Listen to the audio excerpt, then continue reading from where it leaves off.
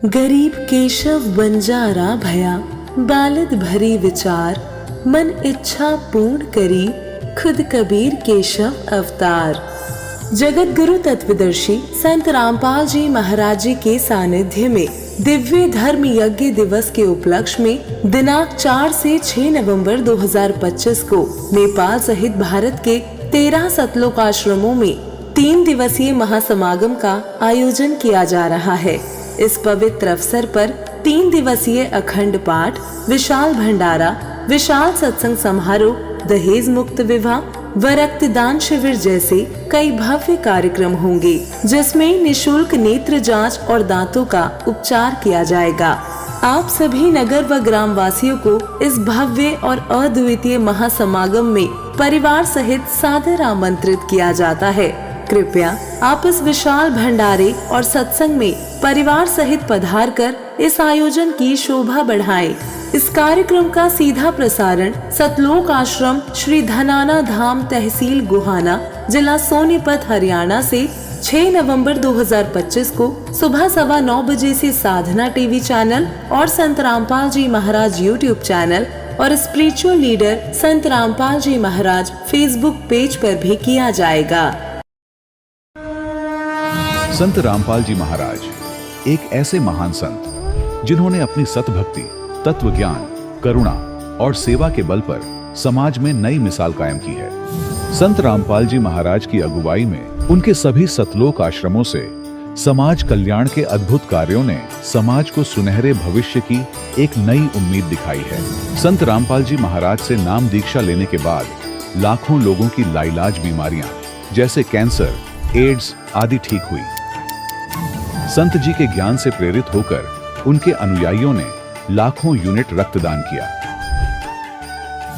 संत जी ने लाखों बहन बेटियों का दहेज मुक्त विवाह करवाया।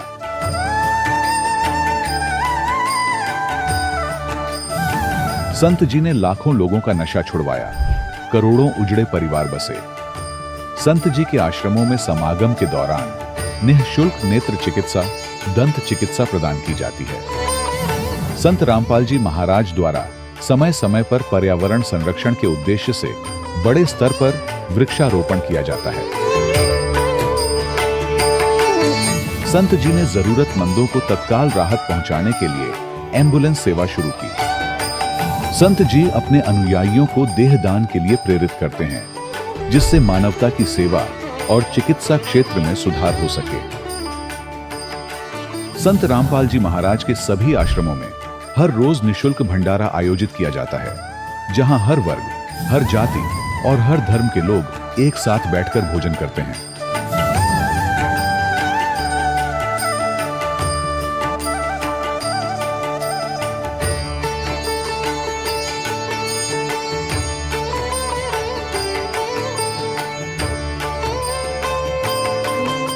संत रामपाल जी महाराज की अन्नपूर्णा मुहिम ने गरीब और बेसहारा लोगों के जीवन में एक नई ऊर्जा और उम्मीद को जन्म दिया है। घर घर खाद्य सामग्री और जरूरी मदद पहुंचाकर संत रामपाल जी महाराज ने लोगों को दुख और मजबूरी से लड़ने की ताकत प्रदान की है।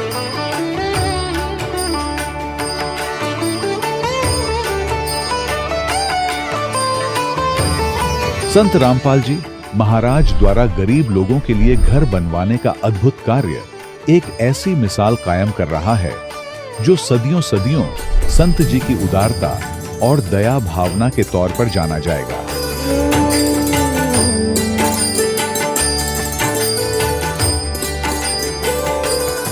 संत रामपाल जी महाराज के आश्रम में हजारों बुजुर्गों को सम्मान और प्यार के साथ जीवन जीने का अवसर मिलता है।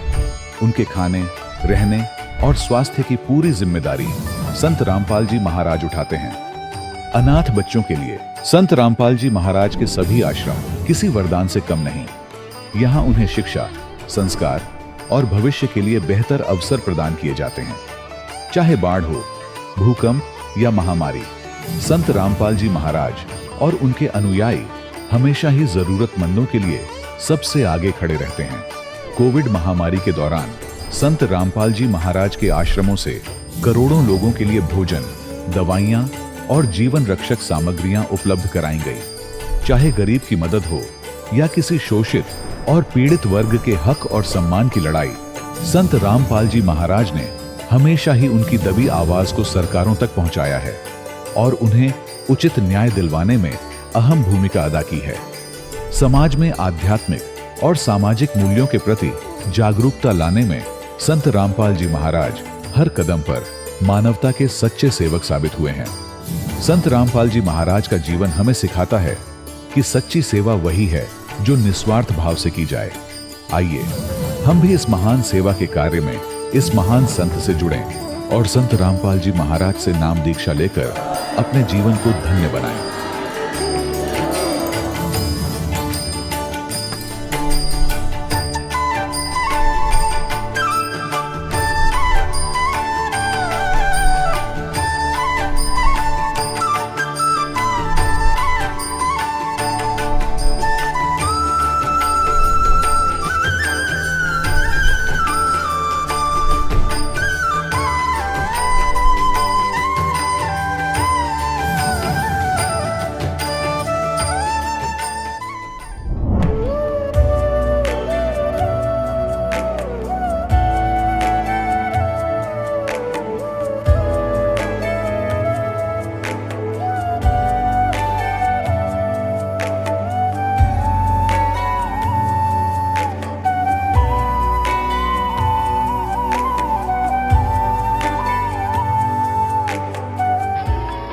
प्रभु राम देव भगवान अल्लाह खुदा ईश आदि नाम एक ही शक्ति के हैं।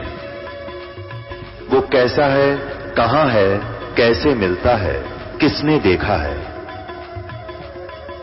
ये प्रश्नवाचक चिन्ह पूर्ण रूप से हटाने के लिए अवश्य सुनिए जगत गुरु तत्वदर्शी संत रामपाल जी महाराज के अमृत वचन सर्व पवित्र धर्मों के पवित्र शास्त्रों के आधार पर। सत साहिब दर्शकों, ये कहानी मधेपुरा बिहार के रहने वाले उदय जी की, जो सालों से अनेक भक्ति साधनाओं में लगे रहे, लेकिन जीवन में सुख शांति की कोई झलक नहीं दिखी।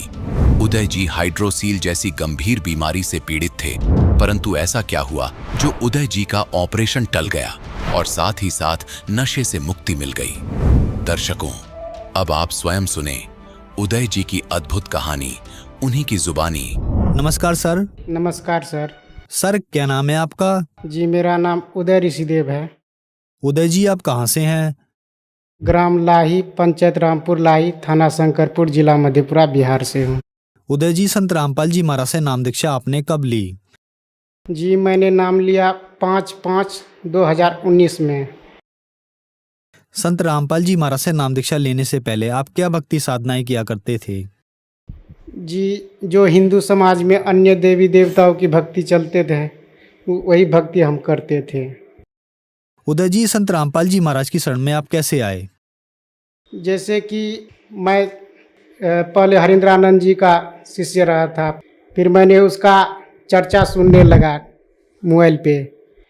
फिर मुझे चैनल बदलते बदलते मोबाइल में फिर संत रामपाल जी महाराज का सत्संग आया। वो बता रहे थे पहले ही राउंड में कि कौन ब्रह्मा की माँ है, कौन विष्णु की बाप, कौन शंकर का दादा है, हमको दियो बताए। फिर मुझे ये बात हमें जैसे हथौड़ा जैसे हमें दिमाग में लगा कि ये संत कैसे बता रहा है कि ब्रह्मा विष्णु में इसका माता पिता भी है।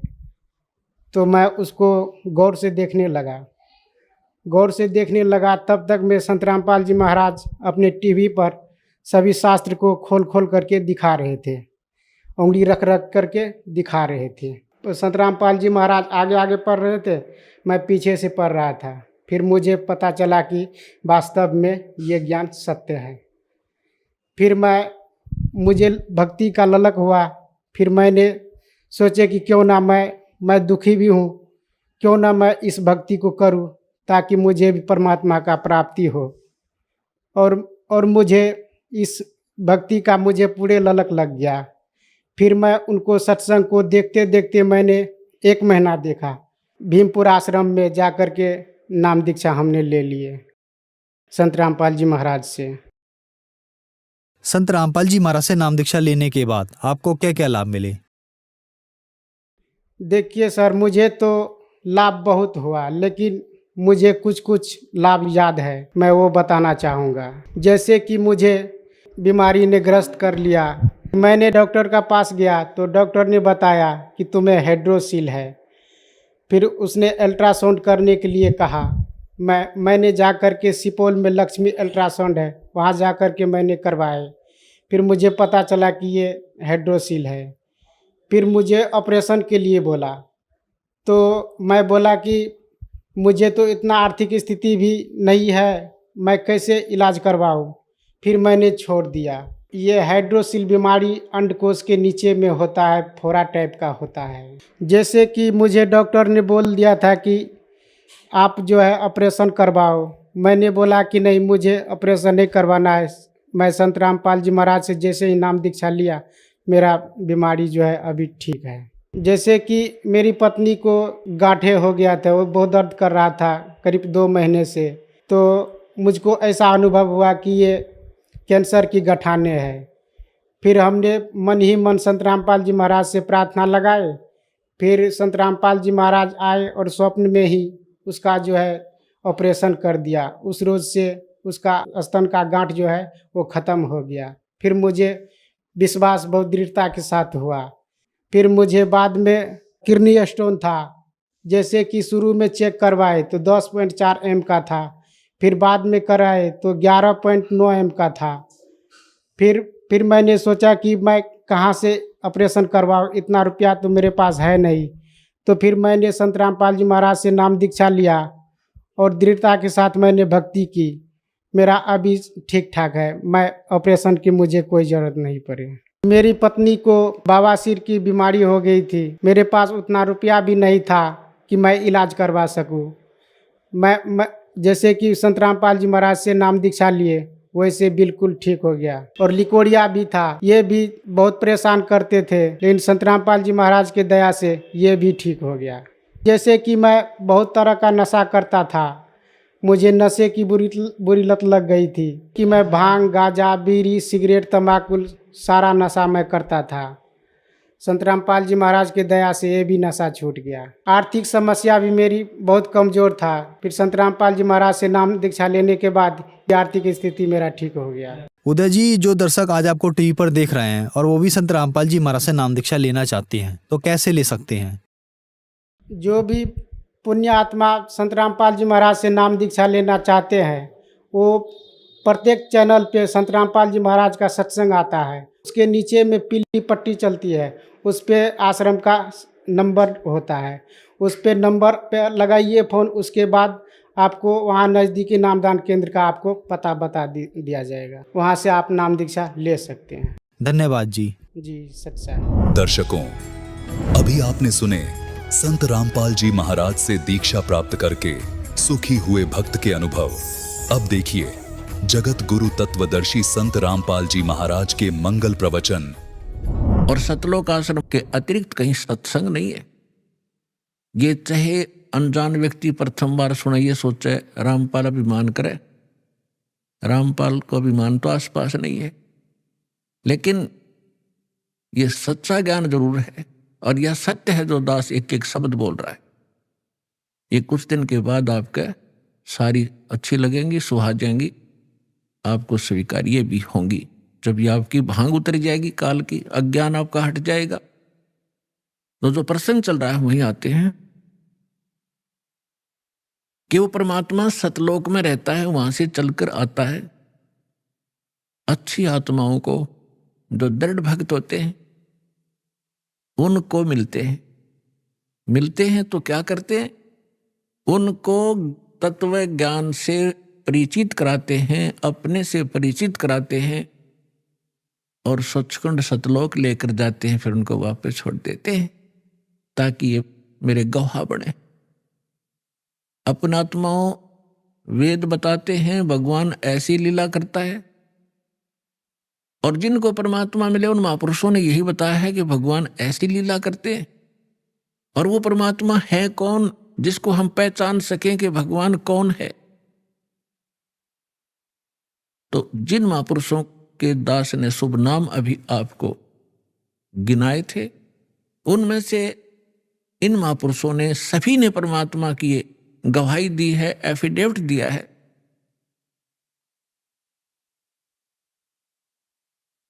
आदरणीय धर्मदास साहिब जी ने यही कहा है और यही मलुकदास जी साहिब ने कहा है कि सतलोक से चलकर आए, अमर लोक से चलकर आए, गति करके आते हैं परमात्मा, काटन काल की जंजीर। काल ने हमारे को क्रम बंधनों से बांध रखा है और क्रम के बंधन को समर्थ परमात्मा सत्य पुरुष ही काट सकता है, परम अक्षर ब्रह्म ही काट सकता है। क्रम के बंधन को, कर्म को, प्रारब्ध में किस्मत में लिखे हुए लेख को या संचित कर्म को न तो श्री ब्रह्मा, ना श्री विष्णु, ना श्री शिव, ना देवी दुर्गा और ना ब्रह्म ना परब्रह्म, केवल परम अक्षर ब्रह्म ही काट सकता है।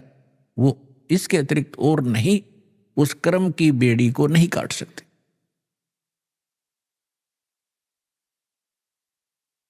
तो सभी महापुरुषों ने बताया है।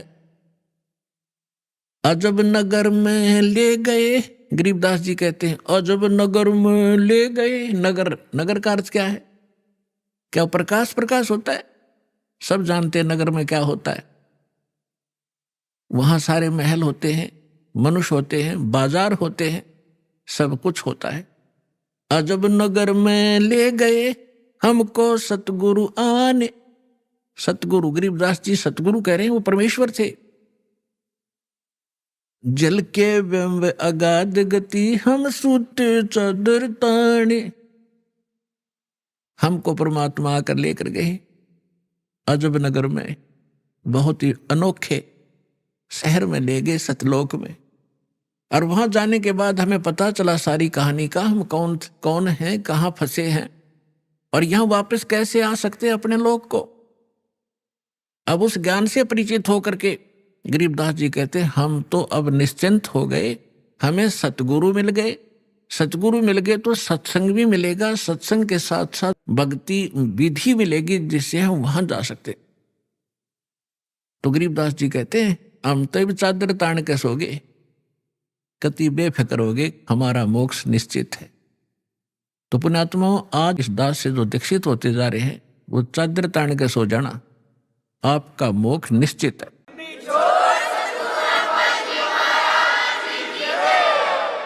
लेकिन रहना मर्यादा में, और मर्यादा में भी तभी रहोगे जब आपको यहाँ का दुख दिखेगा और वहां के सतलोक के सुख का आपको आभास होगा। और फिर धीरे धीरे कैसा समाज बनेगा, या माया की जो दौड़ है या आग लगी हर एक के अंतःकरण में, या शांत होएगी। आप माया के पीछे किस लिए भाग रहे हो? बड़ी कोठी बनाऊंगा, गांव नगर में मेरी शोभा होगी, फिर लड़का लड़की ब्याहूंगा, खूब बैंड बाजे बजवाऊंगा, तू तू तू तू तू करवा के, और खूब दान दूंगा, लोग देखेंगे बड़ा दान करा भाई इसने।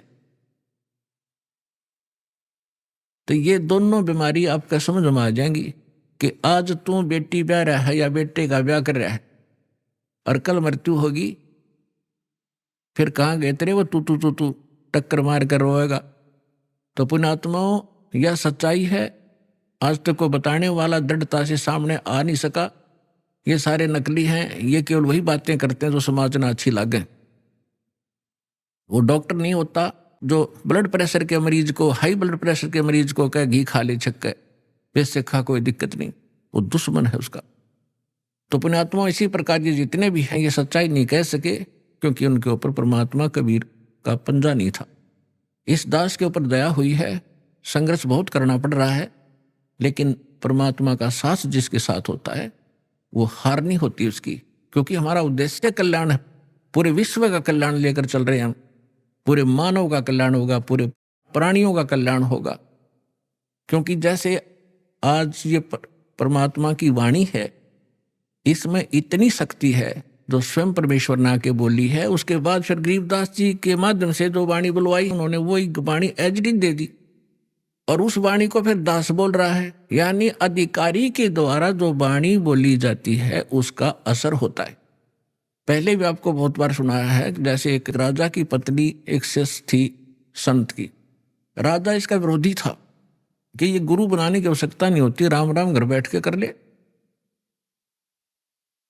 तो राजा के इस भ्रम को निवारण के लिए संत ने एक थोड़ा सा एक फार्मूला अपनाया था। राजा गया उस संत के आश्रम में अपनी पत्नी के साथ कि महाराज क्या गुरु बनाना जरूरी होता है क्या? क्यों मूर्ख बनाते हो जनता को? भगवान घर बैठ गुजर सकते हैं, कोई भी कर ले राम राम, कितना राम नाम ले ले। तो संत जी ने सोचा ये राजा है, यहाँ नाराज घना हो जाएगा। जब मैंने कुछ उल्ट सुल्ट जवाब दे दिया तो उसको कहा, राजन मुझे अपनी भक्ति का समय हो गया है, इसमें काफी समय लगेगा, मैं आपका प्रश्न का उत्तर दूंगा, मैं कभी घर आऊंगा आपके, वहां दे दूंगा, वहां कभी आपको विस्तार से समझाऊंगा, तब समझ में आएगी। राजा बोला ठीक है। दिन निश्चित हुआ, राजा बैठ गया सिंहासन पर जच के, संत के लिए आसन लगवा दिया। आने की इंतजार थी कि कब आएंगे संत, अभी आने वाले हैं। सामने सैनिक बॉडीगार्ड खड़े थे, वजीर खड़े थे, कुछ बैठे थे।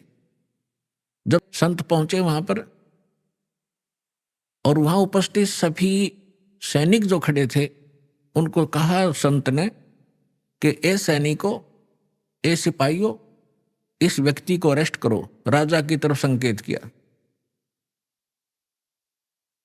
अब वो सिपाही सोच रहे थे ये मंदबुद्धि व्यक्ति क्या बकवास कर रहा है। उस संत ने दूसरी बार फिर कहा, तीसरी बार फिर कहा, लेकिन कोई टस से मस नहीं हुआ। राजा ने सोचा इसका दिमाग खराब हो गया इस संत का, ये मेरा राज हथियाना चाहता है। राजा ने कहा कि इसको अरेस्ट करो, सैनिकों को। यही शब्द उसने बोले, यही वो संत बोल रहा था। राजा के कहते ही उस संत को 4-5 सिपाहियों ने आके जकड़ लिया। अगले आदेश की इंतजार थी, अब इसका करें क्या। तब संत ने कहा कि हे राजन, तुम घर आए व्यक्ति का ये ऐसा ही सलूक करते हो क्या? राजा ने कहा कि आप क्या कर रहे थे? कि मैं आपके प्रश्न का उत्तर दे रहा था कि आपका प्रश्न ये था, क्या हम खुद भक्ति नहीं कर सकते? गुरु की क्या आवश्यकता है? राजा ने कहा ये खाक उत्तर दिया तेने। बकवास करने लग गया कि नहीं सुनो जानते, मुझे छुड़वाओ पहले। राजा ने कहा छोड़ दो, ने छोड़ दिए।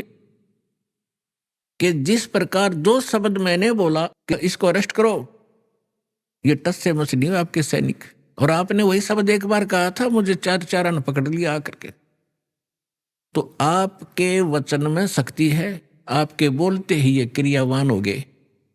और वो शक्ति जो आप वाली है वो राजनीति वाली मेरे पास नहीं है। मेरे पास शक्ति है अध्यात्म की। ठीक इसी प्रकार जो वचन मैं बोलूंगा, परमात्मा की शक्ति सब पर कार्यवान हो जाएगी, और आप कहते रहना उसका कोई असर नहीं होगा। इसी से आप समझ लेना।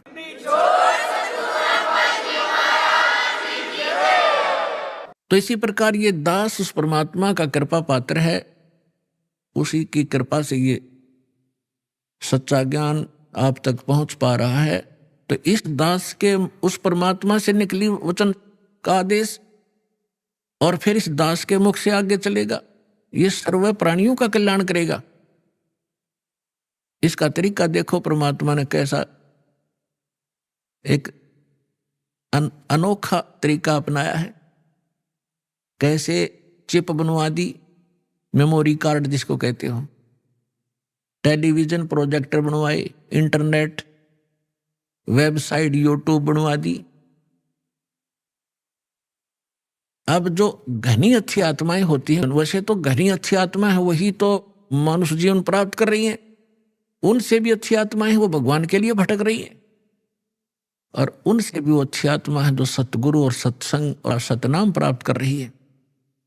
तो आप जो सतलोक आश्रम में आ रहे हो, ये तीसरे नंबर की सर्वश्रेष्ठ आत्माएं हो, जो आपको शीघ्र से परमात्मा का ये मार्ग ठीक मिल गया। तो जो अन्य भी हैं उनके लिए परमात्मा ने ये तरीका अपनाया है सर्व प्राणियों के कल्याणार्थ। ये वाणी जो दास बोल रहा है रिकॉर्ड हो रही है, मेमोरी कार्ड बन रहे हैं, टीवी पर चल रहे हैं, आप घर पर चलाते हो, पशु पक्षी भी होते हैं, चींटियां भी होती हैं, मच्छर माखी भी होती हैं, उन सब के ऊपर ये वाणी अपना प्रभाव करेगी। काल ने जैसा जुल्म किया था उतना ही उससे भी अधिक रहम अब परमात्मा ने अपनी आत्माओं पर किया है। चींटी से लेकर हाथी तक, रंग से लेकर राजा तक, ये सारे कबीर परमात्मा की बच्चे हैं, आत्माएं। इस काल ने हमारा हुलिया बिगाड़ दिया, हमारी दुर्गति कर दी। कुत्ते गधे सूर बना कर हमें क्या डंगा खिला रहा है, और हम क्या खाते थे सतलोक में, कैसे रहते थे, कैसा सुख था वहां पर। अब हम सब भूल भाल गए, भगवान ना के फिर जगाए, यथार्थ ज्ञान को बताया। उससे पहले काल ने परमात्मा और सतलोक का नाम लेकर, कबीर का नाम जी का नाम लेकर के, और फिर और दूना अज्ञान फैलवा दिया। तो ये सभी उस परमेश्वर की आत्माएं हैं, उनके लिए परमात्मा ने ये समय फिक्स कर दिया था कि चौथा युग जब कलयुग आई तब हम अपना अंश पठाई। काल फंद छूटे नरलोई, सकल सृष्टि परवानिक होई। घर घर देखो बोध विचारा, सत नाम सब ठोर उचारा। कलयुग बीते 5500 पाचा, जब ये वचन मेरा होगा साचा। कलयुग बीत जावे जब एता, परमात्मा ने कहा है कि सकल सभी प्राणी परम पुरुष पद चेता। परम पुरुष यानी परम अक्षर ब्रह्म पूर्ण परमात्मा के पद, पद यहां दो का बोधक है। एक तो गीता अध्याय नंबर 15 के श्लोक नंबर 4 में कहा कि अर्जुन, तत्वदर्शी संत की प्राप्ति के उपरांत तत्व ज्ञान रूपी शस्त्र से अज्ञान को काटकर उसके पश्चात परमेश्वर के उस परम पद की खोज करनी चाहिए, जहां जाने के बाद साधक लौटकर फिर संसार में कभी नहीं आते, यानी पूर्ण मोक्ष प्राप्त करते। गीता अध्याय नंबर 18 के श्लोक नंबर 62 में कहा कि अर्जुन, तू सर्वभाव से उस परमेश्वर की शरण में जा। उसी परमेश्वर की कृपा से तुम परम शांति को और सनातन परम धाम, सनातन शाश्वत स्थान, उस स्थान को, उस परम पद को प्राप्त होगा। और यहां दूसरा पद का अर्थ है पद्धति। पद्धति माने परमात्मा के पाने की यथार्थ विधि, वो ज्ञान। परमात्मा कहते हैं कि कलयुग बीत जावे जब एता, 5505 कलयुग जब बीत लेगा, उसके पश्चात पूरे सभी सकल सृष्टि, सारे प्राणी परमेश्वर के उस परम पद के चेता होंगे। चेता माने जानकार, ज्ञाता। और सतनाम सब ठोर उचारा। आज तक सतनाम ये बक क्या करते थे, इन्हें कख नहीं पता सतनाम है क्या चीज। सतनाम 2 अक्षर का मंत्र है, जिसमें एक ओम है, एक तत् है। ये मूल मंत्र है जो दास आपको देता है। जैसे इन कमलों में बैठे जितने भी देवता हैं, ये अधिकारी हैं यहाँ के। तो हम अपने लोग को तभी जा सकते हैं जब हम यहाँ सब के नो ड्यू सर्टिफिकेट ले लेंगे, क्लियरेंस मिलेगी। हम इनके ऋणी हैं, तभी हम यहाँ बांध रखे इन्होंने। तो प्रथम जो मंत्र आपको दिया जाता है 7 नाम का है। ये पहले 5 नाम का शुरू किया था परमेश्वर ने, धीरे धीरे आने वालों ने वो खत्म कर दिया, वो वैसे और नाम सेलेक्ट कर लिए। तो ये मूल मंत्र है। ये प्रथम मंत्र भी मूल मंत्र है, और सतनाम भी मूल मंत्र है, और सार नाम ये मूल मंत्र है। मूल मंत्र का अर्थ है, अब जैसे हम विष्णु जी के 1000 नाम बना रखे, सहस्रनामा, और शंकर भगवान के बहुत से मंत्र बना रखे हम, जिनका जाप किया करते थे लोक वेद के आधार से। उनसे कोई लाभ होने वाला नहीं था। जैसे भैंसे को भैंसा करते रहे, ओ भैंसा राम, भैंसा साहब, वो कतई नहीं सुनेगा। एक बार न्यू कर दे हुर्र, वो न्यू देखेगा। वो उसका मूल मंत्र है, उस भैंसे का वो विवश है उसके। तो ये मंत्र ये हमारे तक पहुंचे नहीं दिए। ज्ञानियों ने अपने लोक वेद दंत कथा सुना के वो मंत्र देते रहे, ओम नमः शिवाय, ओम नमः भगवते वासुदेवाय, इस तरह अटपट करते रहे। या ओम सतनाम, ओंकार, रंकार, ये अटपट, ये कोई मंत्र है? ये है वो मूल मंत्र। इसी प्रकार ये सतनाम है, ये भी मूल मंत्र है। इनसे प्रभाव ज्यादा पड़ता है, एकदम सतर्क हो जाते हैं और तुरंत ही हमारी तरफ आकर्षित होते हैं ये शक्तियां। और तीसरा मंत्र है, वो तो अनमोल मंत्र है, सारनाम जिसे कहते हैं। इसकी तो आज तक छींट भी नहीं लगने दी थी परमात्मा ने। जितने भी महापुरुष हुए हैं सबको परमात्मा ने सतर्क कर दिया था, सारा ज्ञान समझा के कि हमारा और काल का एक संघर्ष चल रहा है। जब 5505 वर्ष बीत जाएंगे कलयुग की, उससे पहले इसको डिस्क्लोज नहीं करना। धर्मदास साहिब जी से कहा था, धर्मदास मेरी लाख दुहाई, ये सार शब्द और ये मूल ज्ञान तो दास साहब को बता रहे, ये है मूल ज्ञान। 33 अरब ज्ञान हम भाखा, 33 अरब वाणी बोली और मूल ज्ञान हमने गुप्ती रखा। ये है मूल ज्ञान जो दास को दिया है।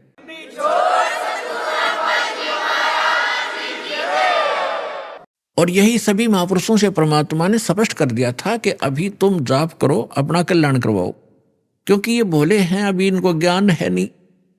आप ये नाम सुना दोगे, आने वाले समय में काल के दूत भी यही मंत्र देते मिलेंगे सभी को, तो हम भिन्नता कैसे बताएंगे नकली और असली की?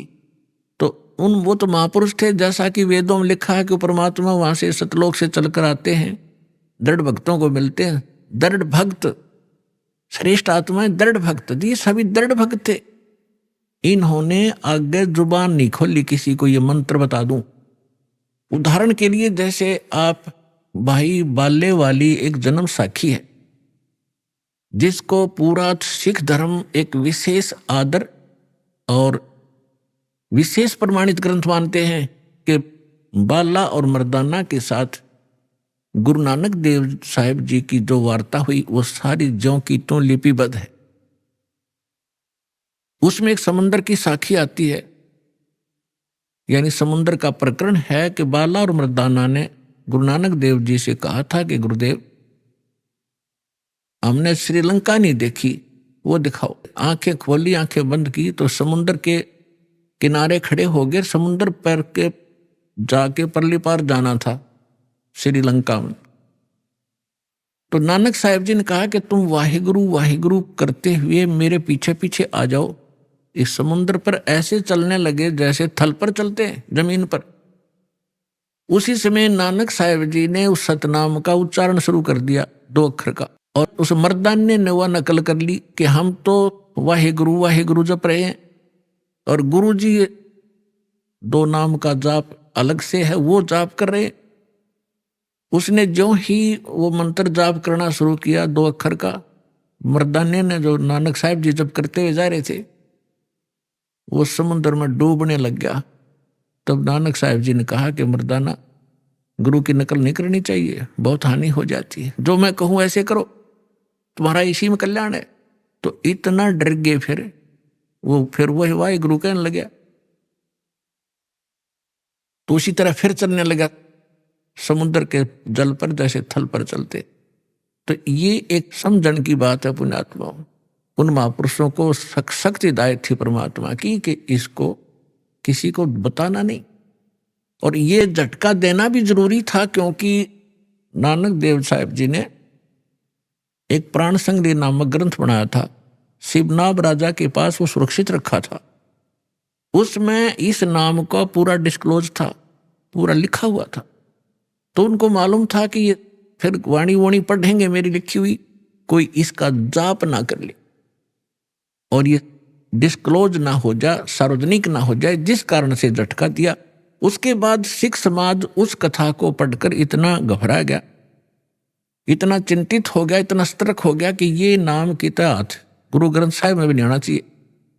कोई गलती से सिख बच्चा पढ़ जाप ना कर ले, गुरु के वचन की अवहेलना ना हो जाए और हानि ना हो जाए, जैसे मर्दाना डूब गया होता।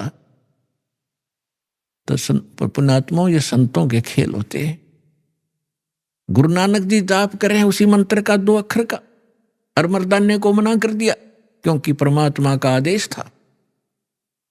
और जो विधि ये संत बताकर गए हैं, जैसे गरीबदास जी, धर्मदास जी, नानक साहिब जी और ये जितने भी महापुरुष, ये परमात्मा से परिचित हुए। इन्होंने जो वाणी बोली ये परमात्मा की वाणी के तुल्य ही असर करती है। तो पूरे सिख समाज में वाणी का पाठ, भंडारे आदि उसी समय शुरू कर दे। वाहेगुरु वाहेगुरु जाप करते हैं। Who is Waheguru? वाहेगुरु कौन है? इसके विषय में गरीबदास साहिब ने कहा कि झांकी वेख कबीर की, नानक कीती वाह, और वह सिखा के गल पड़ी कौन छुटावे था। नानक साहब को परमात्मा मिले थे जिंदा महात्मा के रूप में जब वो बेई नदी में स्नान करने प्रतिदिन जाते थे, सुल्तानपुर शहर के पास, जहां वो एक राजा के यहाँ नौकरी करते थे मोदी खाने की। तो वहां नानक साहब जी ने बेई नदी में डुबकी लगाई स्नान करने के लिए, तो वहां से अदृश्य कर दिया, अंतर्धान कर दिया, और कहीं और सुरक्षित ले जाकर के उनका शरीर रख दिया, आत्मा को निकाल कर सतलोक लेकर गए। वहां जाकर देखा कि जो बाबा जी नीचे से आया था ये खुद भगवान है, जो महात्मा नीचे से आए थे खुद अमर पुरुष है, सतपुरुष है, ये अकाल पुरुष है। और वहां जाकर देखा कि सिंहासन के ऊपर जहां परमात्मा का सिंहासन है वहां उनका अन्य रूप था, अन्य तेज था शरीर में, करोड़ सूर्य मिला दे करोड़ चंद्रमा से। तो नानक साहब जी ने सोचा कि ये जो तख्त पर बैठा है ये है रब, अमर पुरुष, और ये नीचे से जो जिंदा महात्मा आए हैं ये कोई यहाँ के नौकर होंगे। इतने में क्या देखा कि जिंदा महात्मा के रूप में परमात्मा नीचे से गए थे, वो अपने ही दूसरे स्वरूप पर जो सिंहासन पर तेजों में शरीर, उसमें प्रकाश निकल रहा था, करोड़ सूर्य मिला दे करोड़ चंद्रमा से एक रोम में, उस पर चंवर करने लगे। थोड़ी देर के बाद क्या होता है कि वो सिंहासन वाले रूप उठे, नीचे से गए महात्मा के रूप में परमात्मा अनंत कोटि ब्रह्मांड के सिंहासन पर विराजमान हुए। देखते ही देखते जो तेजों में शरीर था वो जिंदा महात्मा वाले रूप में समा गया, और जिंदा महात्मा ही उस अनंत कोटि ब्रह्मांड के सिंहासन पर, संचालक के सिंहासन पर विराजमान थे। चंवर अपने आप को हो रहा था। तब परमात्मा ने कहा कि प्यारी आत्मा, तुम्हारे लिए मैं भटक रहा हूं, और तुम्हें जिस उद्देश्य के लिए भेजा था भूल गए थे। आप रामकृष्ण के पुजारी बन गए, क्योंकि गुरु नानक देव जी हिंदू धर्म में जन्मे थे, श्री कालूराम मेहता खत्री के घर पे, और एक ब्रजलाल पांडे से वो गीता पढ़ा करते थे, विष्णु जी को सर्वश्रेष्ठ परमात्मा मानकर पूजा किया करते थे। तब परमात्मा ने उनको ब्रह्मा विष्णु महेश की सतीथि बताई, अपना सामर्थ्य दिखाया, और कहा कि मैं नीचे रहता हूं, अब वर्तमान में प्रचार करने गया हुआ हूं सच्चे ज्ञान का, और काशी के अंदर मैं धानक रूप में, जुलाहे रूप में रहता हूं, और सतनाम बिना मोक्ष नहीं हो सकता। आपको सतनाम दूंगा, वहां आ जाना। इस प्रोसीजर में 3 दिन बीत गए, सारा ब्रह्मांड दिखाए, ब्रह्मा विष्णु महेश के लोक दिखाए। उधर से नानक साहब जी को मृत जान लिया गया था, और सब चिंतित थे। तीसरे दिन उसी बेई नदी पर नानक जी फिर खड़े थे। राजा की नौकरी त्यागी, नवाब की, और प्रथम उदासी की, काशी की। जब वहां एक तो वहां देखा सतलोक के अंदर झांकी परमात्मा की, क्यों हो, ये तो वही बाबा नीचे से आते खुद भगवान है, वाहे गुरु, क्योंकि ज्ञान सुनाया था परमात्मा ने उनको बहुत गना कि वाह गुरु। तो गरीबदास जी ने कहा है कि झांकी वे कबीर की, झांकी माने नजारा सतलोक का। जैसे आप 26 जनवरी पर अपने देखते हो या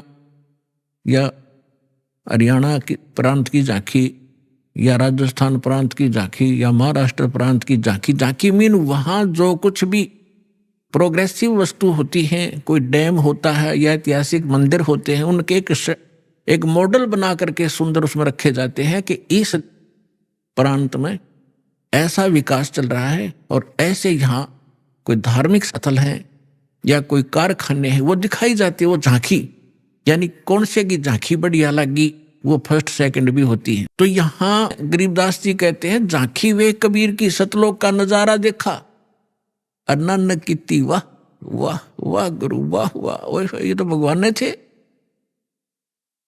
और वह सिखा के गल प्रीब कौन छुटावे था।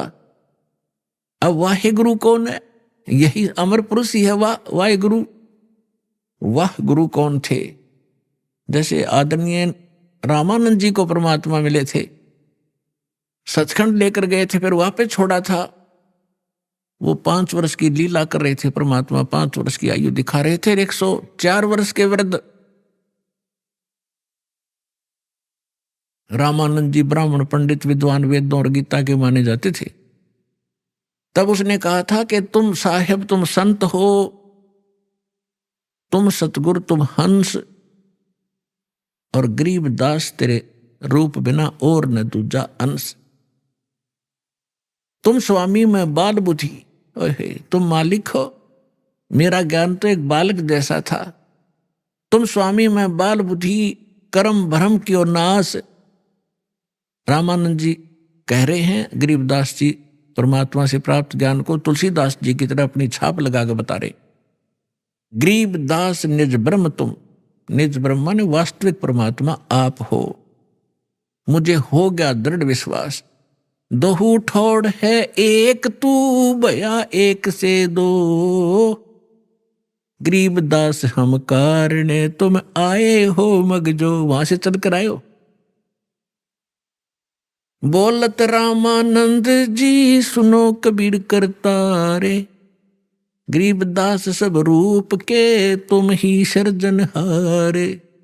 तो इसी प्रकार नानक साहिब जी ने देखा, जब पहुंचे ना वहां काशी के अंदर, जब वापस पहुंचे पृथ्वी पर खोजने लगे, इस ज्ञान की चर्चा करते चले, उसका जवाब कहीं नहीं मिला उनको कि ब्रह्मा विष्णु महेश से भी ऊपर कोई शक्ति है। तो जब वहां पहुंचे, परमात्मा ने वहां प्रचार कर रखा था। परमात्मा के ज्ञान से परिचित जो रामानंद जी के आश्रम में भगत मिले, उन्होंने 1 मिनट में सारी कथा सुना दी सचखंड सतलोक की। तो नानक साहिब जी ने कहा था कि हे परमात्मा, कहते फाई सूरत मुलुक की वेश, ए ठगवाड़ा ठगी देश, खरासी आना बहुता बार, लोगो धानक रूप रहा करता। तेरा एक नाम तारे संसार, ओए होए। नानक साहिब जी ने कहा कि तेरा एक नाम, यो सतनाम तारे संसार में, ए हो आस, ए हो आधार।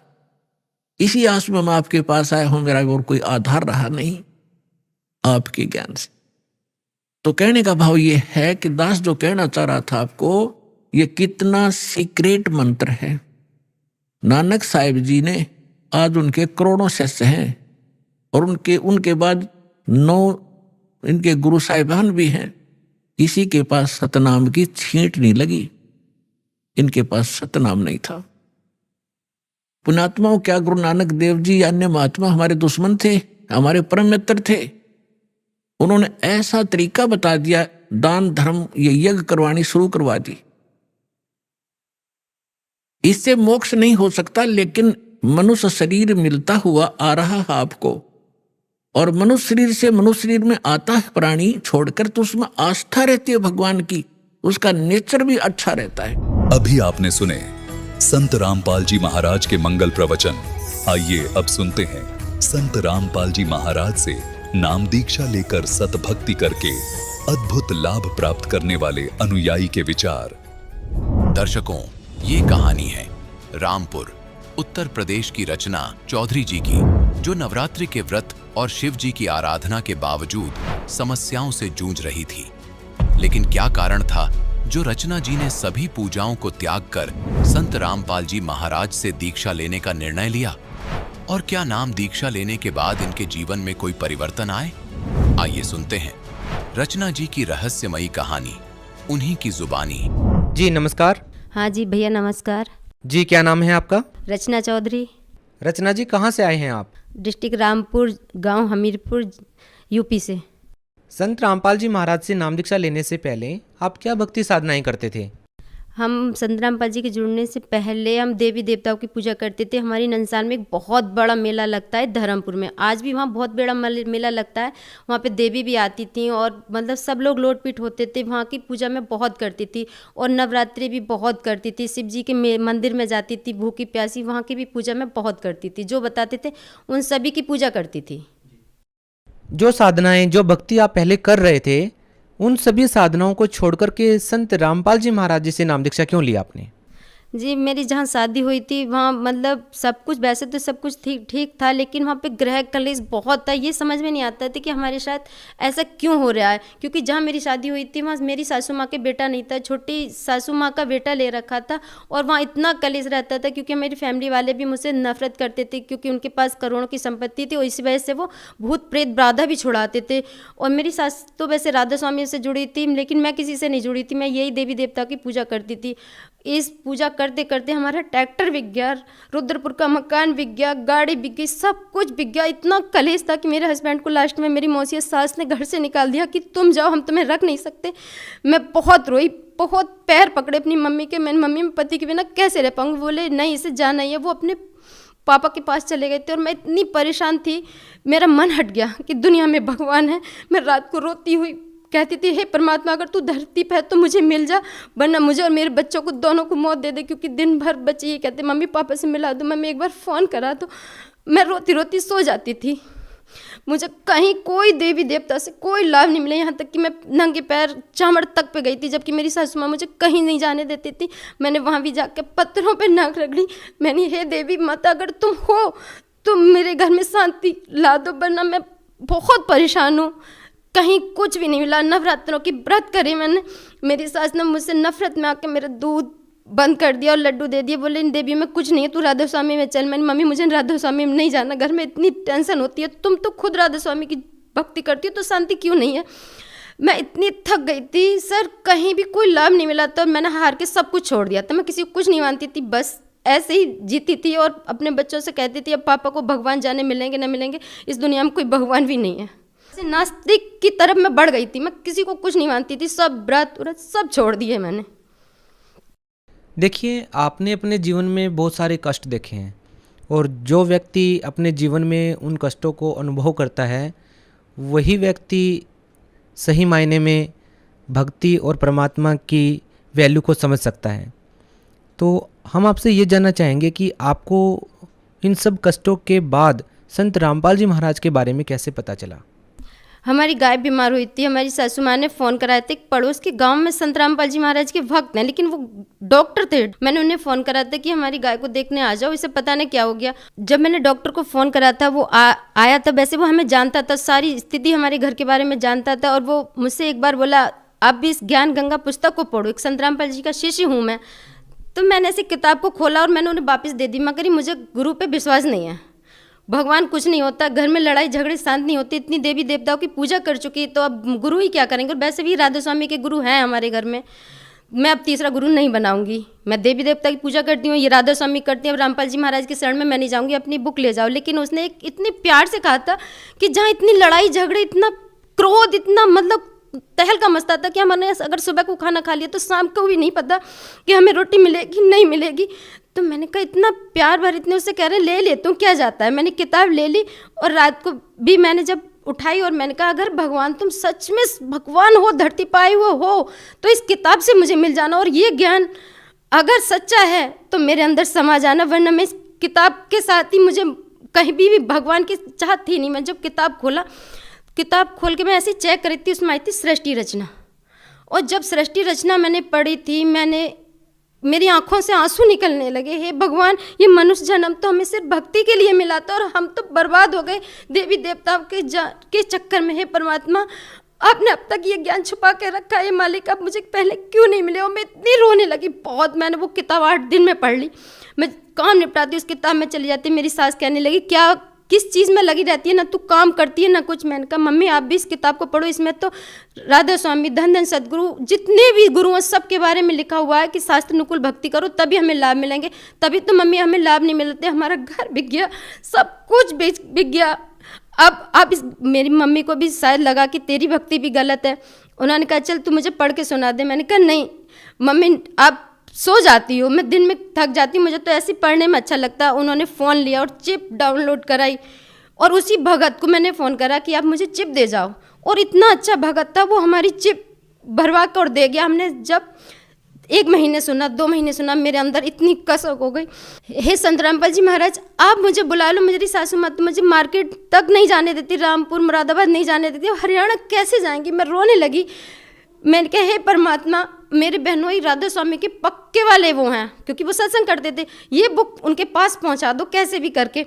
लेकिन रात को ही मेरे पास अचानक फ़ोन आया कि रचना, एक संत रामपाल जी महाराज के भक्त हमें बुक देखेंगे ज्ञान गंगा, और वो तेरे बहनों ही पढ़ रहे हैं और वो शायद तेरे दुखों का हल हो। मैं कह रही दीदी इसमें तो मैंने इंटरव्यू पढ़े, इसमें तो बहुत कुछ अच्छा लिखा हुआ है। और सुबह मैं तैयार हुई और आश्रम पहुंच गई।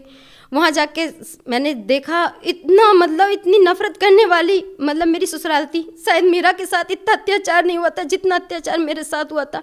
मुझे 2008 में निकाल दिया गया घर से। मैं छोटी सासू माँ के घर चली गई, वहाँ भी धन दौलत के पीछे 3 महीने वो सास मुझे रख नहीं पाई। बोली तुम्हारी शादी वहाँ हुई है, तुम यहाँ कैसे आ गई, तुम्हारे पापा का क्या है, तुम यहाँ से भी निकल जाओ। मैं रोती रोती वहाँ से भी निकल आई। 2 साल मैं अपने मैके रही थी। लास्ट में मेरी सास, जिसकी मतलब जहाँ शादी हुई थी बड़ी सासू माँ, वो लेकर आई थी। मैं बिना पति के रहती थी। जब मैं आश्रम में गई तो वहाँ के बर्ताव देखे, वहाँ के मतलब जो सत्संगी थे, जो मतलब भगत भाई थे, बहन इतने प्यार से बोल रही थी, मैं रोने लगी। है परमात्मा, यहाँ तो स्वर्ग जैसा माहौल है। परमात्मा, आपने इतने प्यार से, इतनी मतलब दुनिया में नफरत हो और आप इतना प्यार देते हैं यहाँ के वक्त। मैं बहुत रोई। फिर एक माई मुझसे बोली आपको नाम दीक्षा लेनी है। मैंने हाँ मुझे नाम दीक्षा लेनी है, मुझे भंडारा भी बात को करना है। मैंने नाम दीक्षा ली, फिर भंडारा करा, फिर परमात्मा के दर्शनों की लाइन में लगी। संत रामपाल जी महाराज दर्शन दे रहे थे तो मैं भाग के संत रामपाल जी के दर्शनों की लाइन में लगी। और मुझे इतना ठंडा और इतना एहसास हुआ जब संत रामपाल जी महाराज ने आशीर्वाद दिया कि मानो जैसे स्वर्ग धरती पे आ गया हो। और इतना तेज भरा चेहरा था परमात्मा का, मेरी आंखों में आंसू आने लगे। और मालिक ने मुझे आशीर्वाद दिया। और मुझे बीमारी थी मतलब उसकी माइग्रेन की, मुझे माइग्रेन बहुत था। मुझे जरा सी टेंशन में सिर दर्द हो जाता था, एक डस्ट से इन्फेक्शन था। और मैंने 1 महीना मंत्र जाप इतने हृदय से करे कि मेरी दोनों बीमारियाँ ही खत्म हो गई। और पता ही नहीं चला कि मेरे सिर में दर्द था भी या नहीं था। इतना मतलब इतना अच्छा लगा था आश्रम में जाने के बाद। हम आपसे ये जानना चाहेंगे कि आपने संत रामपाल जी महाराज से नाम दीक्षा कब ली? 9 सितंबर 2014 को मैंने संत रामपाल जी महाराज से नाम दीक्षा ली थी। देखिए, जैसा कि आपने बताया कि आपको बहुत सारी समस्याएं थी, माइग्रेन जैसी बीमारी आपको थी, इतने सारे कष्ट झेलने के बाद आपने संत रामपाल जी महाराज से नाम दीक्षा ली और आपको बहुत सारे लाभ मिले हैं। तो हम आपसे ये जानना चाहेंगे कि जो आपने लाभ बताए हैं, इसके अलावा आपको और क्या लाभ मिले हैं? लाभ, आप माइक पकड़ते पकड़ते सर थक जाओगे। मैं इतने लाभ गिनवा सकती हूँ। मेरे घर पे भूत प्रेत बाधा थी। जब हमने घर आके ज्योति जलाई तो हमारे घर में मानो हम बैठ के मंगलाचरण पढ़ रहे थे। मैं तो मंगलाचरण पता भी नहीं था, इतना अच्छा मंगलाचरण, सारी मतलब विधि परमात्मा के अनुसार सारी मंगलाचरण हम कर रहे थे। वहाँ पे ऐसे लगा था जैसे एक औरत ने चीख निकली थी। और मेरे बेटे के बुखार चढ़ गया, गर्दन टेढ़ी होगी। मैं वहाँ पे नंबर था, मैंने तुरंत फ़ोन करा। मैंने भगत जी ऐसा हो रहा है। बोले बहन परमात्मा विश्वास करो ठीक हो जाएगा। लेकिन बाद को हमें पता चली कि मसानी पसानी जाने क्या क्या हम लोगों पे छोड़ा था। इतना लाभ मिला था। भगत जी मेरे बेटे को सांप ने काट लिया, मुझे पता नहीं था। मैं फ़ोन पे बात कर रही थी, बोले मम्मी मेरे ना किसी ने कुछ काट लिया। मैंने कहा चल काट लिया होगा तो अमृत जल ले। मैं तो एक भगवान को ही पूछती थी। परमात्मा का अमृत जल दिया और बैठा दिया। संत रामपाल जी महाराज का अमृत जल दे के और मैंने बैठा दिया। जब वो उसे नशा हुआ तो वो सोफे से नीचे गिर गया। मैंने कहा बेटा गिर कैसे गया? फिर मैंने फ़ोन करा, मम्मी जल्दी आ जाओ, पता नहीं इस बेटे को क्या हो रहा है। तो उन्होंने देखा तो उसके 2 दांत गड़े हुए थे हाथ पे। जब हम भाग के लेके गए थे उसके पास, सांप वाले के पास दवाई दिलाने, उन्होंने तो मना कर दिया था कि अब तो जहर पूरे बॉडी में फंस गया है, फैल चुका है, अब इसे हम बंधन भी नहीं बांध सकते। तो मैंने कहा भैया कुछ तो करो। तो बोले मैं दवाई दे ही रहा हूँ। मैंने कहा चलो तुम्हें दवाई भी जब ही काम करेगी जब परमात्मा, मुझे विश्वास था परमात्मा ही मेरे बेटे को बचाएंगे। और उन्होंने दवाई तो दे दी, लेकिन मैं अपने घर लाकर संत रामपाल जी की जोत जला के और रोने लगी। परमात्मा, दासी पे एक ही बेटा, इतने कहर टूटे थे, आप अब सुख मिलने लगा तो इस बेटे के जीवन दान दे दो। बेटे को जीवन दान दिया। पति को कोरोना हो गया था, बिल्कुल डॉक्टर ने घर भेज दिया था। कोई रिश्तेदार हमारे घर नहीं आता था, सब आना बंद कर गए। इतनी परेशान थी, रो रही थी मैं, बहुत तड़प रही थी। पति गिर गए, एक बार नहाने जा रहे थे तो मैंने कहा अब कुछ नहीं बचा, परमात्मा ही आपको ठीक करेंगे, आगे आपकी मर्जी। वो समझ तो गए थे कि ये संत रामपाल जी महाराज ही हैं जो हमारे घर से इतना कलेश होता था और आज शांति से हम जीवन जी रहे हैं। उन्होंने ऑनलाइन नाम दीक्षा ली। दीक्षा लेने के 24 घंटे बाद मेरे पति को ऐसा लगा जैसे शरीर में से कुछ निकल गया हो और मतलब बोले अब तो मैं ठीक हो गया। और जो एक घुट पानी नहीं पी रहे थे उन्होंने नमक की रोटी चाय से खाई थी। और लाभ बताऊं, जब उनके हाथ में दवाई लगाई जा रही थी, घर पे ही डॉक्टर आता था, तो दवाई नहीं चढ़ रही थी नस में, और वो इंजेक्शन रख के चला गया कि मैं किसी और को देख आऊँ। वो भी बहाना बना रहा था कि जब दवाई नहीं चढ़ रही। मैं रोने लगी, अब क्या होगा, अब ये मतलब 1100 का इंजेक्शन अब तो बेकार जाएगा, और वो इंजेक्शन लगना बहुत ज़रूरी था।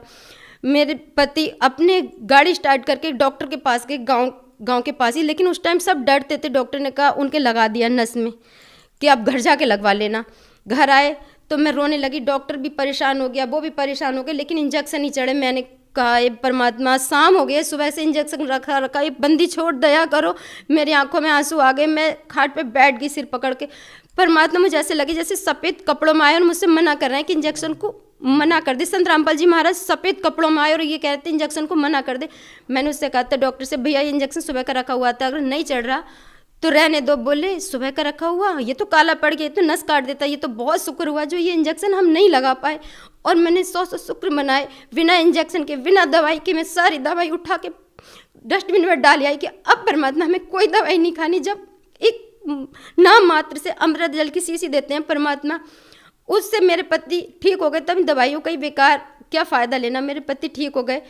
संत रामपाल जी महाराज से नाम दीक्षा लेने के बाद आपको और क्या लाभ मिले? संत रामपाल जी महाराज से मुझे जीवन दान मिला। जब मैं घर पे रह रही थी, मैं टॉयलेट करने गई थी तो मुझे बहुत सारा पस आया। मैंने अपने भगत जी से बोला कि मुझे कोई बीमारी हो गई, और वो मुझे लेके मुरादाबाद गए, और मैं ऐसे ही नॉर्मल तरीके से ही चली गई, हाथ जोड़ के परमात्मा के, परमात्मा मुझे इन चीज़ों से बहुत नफरत होती है, बहुत घृणा आती है, ऐसी बीमारी मुझे मत लगाना। और जब हमारा अल्ट्रासाउंड हुआ था, डॉक्टर ने कहा था इनका अल्ट्रासाउंड करो। अल्ट्रासाउंड करते ही डॉक्टर ताज्जुब हो गया, क्योंकि ये पथरी मेरे ऑपरेशन के बाद डॉक्टर ने निकाली थी, लेकिन डॉक्टर भी ताज्जुब मान गया था, क्योंकि मैं ज्ञान गंगा अपने साथ लेके गई थी ऑपरेशन में, और अस्पताल में मैंने 2 पुस्तक निकाली थी ज्ञान गंगा की। और वो डॉक्टर कहता है ये बोल कैसे रही है, ये सेवा कैसे कर सकती है, इतनी तगड़ी मतलब पथरी निकली थी मेरे अंदर। सब अस्पताल वाले भी ताज्जुब थे। 3.5 घंटे में मेरा ऑपरेशन हुआ था, और 9 टाँकों का मेरा ऑपरेशन था। ये लाभ तो मुझे जीवन दान दिया था, क्योंकि मैं घर जोत जला के संत रामपाल जी महाराज से प्रार्थना कर गई थी, परमात्मा मुझे जीवन दान और दे दो। मुझे भक्ति के लिए जीवन दान चाहिए, मुझे किसी लिए नहीं चाहिए, क्योंकि मैं परमात्मा से बहुत विश्वास करती थी। संत रामपाल जी महाराज पे इतना विश्वास करती थी। और वहीं अस्पताल में उन्होंने, मेरी मम्मी ने भी नाम ले रखा था संत रामपाल जी महाराज से, उन्हें साक्षात दर्शन दिए थे। ऑपरेशन थिएटर के बाहर एकदम परमात्मा प्रकट हुए, और मम्मी ने दंडवत करा। लेकिन मेरी ससुराल वाले तो कह रहे थे ये क्या कर रही हैं, लेकिन मेरी मम्मी को विश्वास था और मुझे विश्वास था। और इस पथरी के कारण, इतनी मोटी पथरी थी, पूरे अस्पताल में सब देखने आए थे कि पित्त की थैली फटने के बाद, लीवर पे सूजन होने के बाद, AK सिंह डॉक्टर है, वो तो तक ताज्जुब में हो गए कि ये बच कैसे गई। तब मैंने उन्हें बताया मैं संत रामपाल जी महाराज से नाम दीक्षा ली हुई हूँ, वो ही हमारी मौत को टाल सकते हैं, वरना पूरे विश्व में मौत को टालने वाला नहीं है। डॉक्टर ने भी मुझसे यही कहा था, अपने इष्ट का नाम लो, मक्की संत रामपाल जी महाराज की जय। बोले ये जय बोल कैसे रही है। और मुझे ऑपरेशन करते करते मुझे होश भी आ गया था, तब मुझे दोबारा फिर नशा दिया गया। सारे रिश्तेदार ताज्जुब थे, मेरी मम्मी को बहुत विश्वास था। ये लाभ तो मुझे जीवन दान का मिला था। आपने संत रामपाल जी महाराज के द्वारा बताई गई भक्ति साधना की और उससे आपको बहुत सारे लाभ मिले। कुछ लोगों का कहना है कि संत रामपाल जी महाराज देवी देवताओं की भक्ति छुड़वाते हैं, इस बारे में आपका क्या कहना है?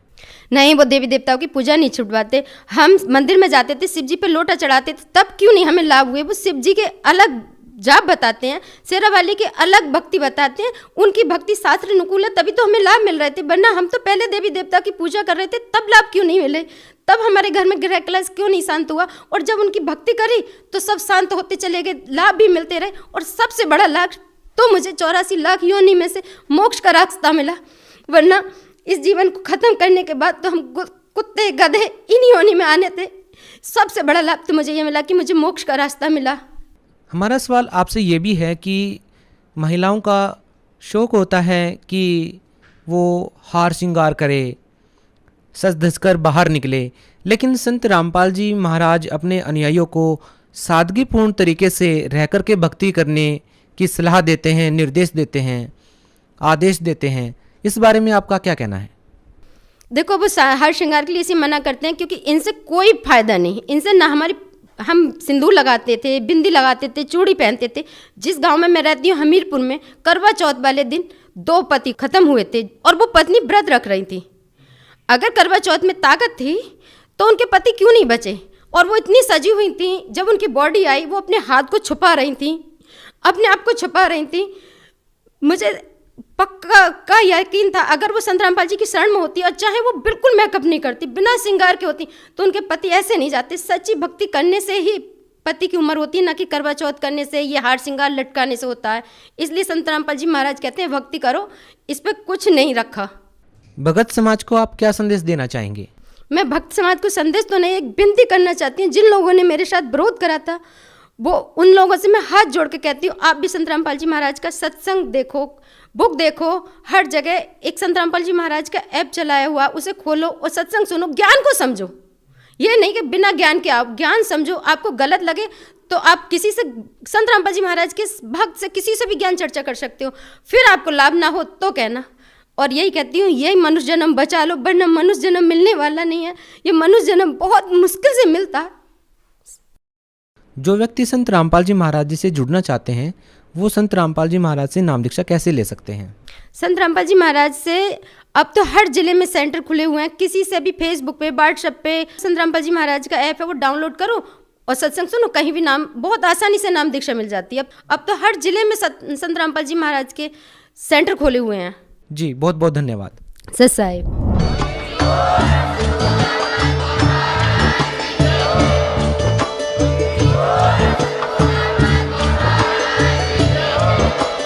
आप सुन रहे थे जगत गुरु तत्वदर्शी संत रामपाल जी महाराज जी के मंगल प्रवचन। अधिक जानकारी के लिए विजिट कीजिए हमारी वेबसाइट www.jagatgururampalji.org। संत रामपाल जी महाराज जी के शुभ आशीर्वाद से पूरे विश्व भर में 500 से भी ज्यादा नाम दीक्षा केंद्र हैं, जिन पर संत रामपाल जी महाराज जी द्वारा ऑनलाइन निशुल्क नाम दीक्षा दी जा रही है। अपने नजदीकी नाम दीक्षा केंद्र का पता करने के लिए संपर्क करें 8222880541।